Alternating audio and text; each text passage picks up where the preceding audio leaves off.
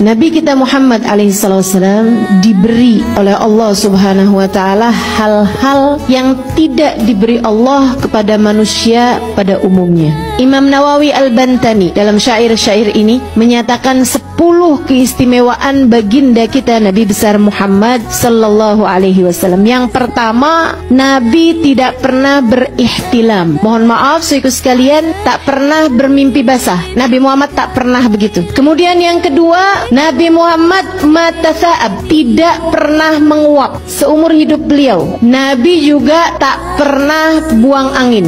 Nabi Muhammad bersin. Nabi Muhammad bersin dan mengajarkan kepada kita untuk kalau kita bersin tutup dengan punggung telapak tangan kiri, kita ucapkan Alhamdulillah. Tapi kalau menguap tuh memang langsung tak pernah Nabi Muhammad alaihissalam. Dan juga memerintahkan kepada kita untuk kalau kita menguap sebaiknya ditahan, sebab at-tatha'ub minasyaitan. Tatha'ub tuh menguap tuh dari setan. Kita tahan dalam artian kita katupkan mulut kita. Kemudian keistimewaan Nabi lagi yang ketiga, tak ada hewan apapun lari dari Nabi Muhammad alaihissalam. Justru semua binatang ingin selalu mendekat kepada baginda kita Nabi Muhammad, sampai-sampai para penggembala kambing, penggembala unta di kota Madinah tuh, mereka bilang kalau Nabi Muhammad sedang ada di kota Madinah, kami mengeluarkan hewan-hewan kami setengah-tengah mati. Susah sekali kami mengeluarkan hewan kami, padahal menuju rumputnya, menuju makanannya. Tapi kalau sedang arah pulang nih, kami nak bawa tuh hewan kami tuh kembali lagi ke kota Madinah, mereka lari-lari. Hewan tersebut seolah-olah rindu dan mencari-cari bau aroma baginda kita, wangi Nabi kita Muhammad sallallahu alaihi wasallam. Kemudian keistimewaan beliau yang nomor 4, badan beliau tak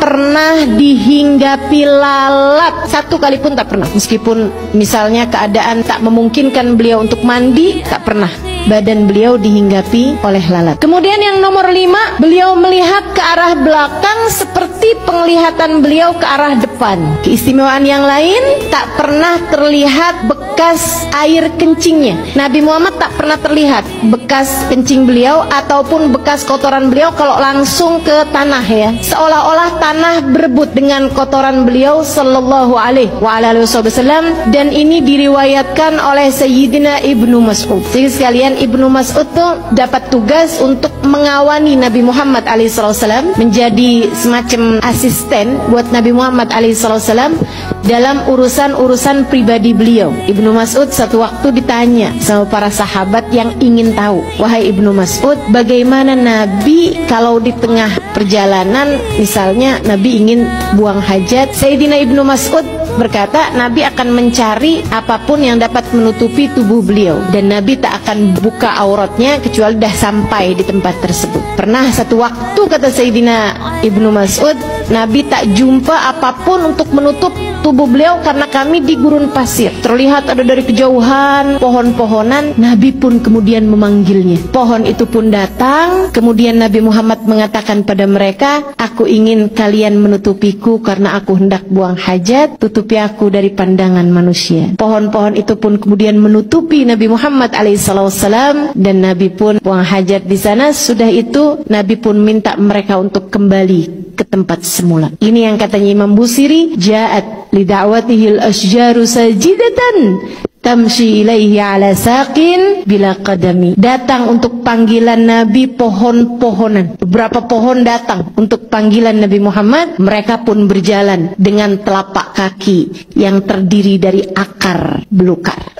Saya jadi terfikir, jika pohon saja dipanggil Nabi datang, mengapa kita umatnya enggan untuk bersolawat, bersalam kepada Nabi Muhammad?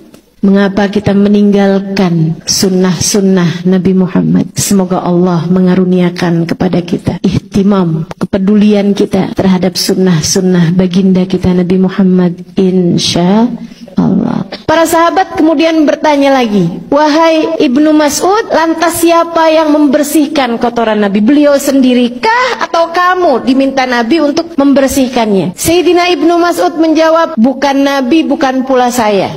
Dibiarkan begitu saja Ibnu Mas'ud? Bukan. Akan tetapi sampai dengan sekarang saya tak pernah melihat bekas kotoran Nabi Muhammad sallallahu alaihi wasallam. Saya lihatnya tanah seolah berebut dengan apa yang keluar dari tubuh Nabi Muhammad sallallahu alaihi wasallam.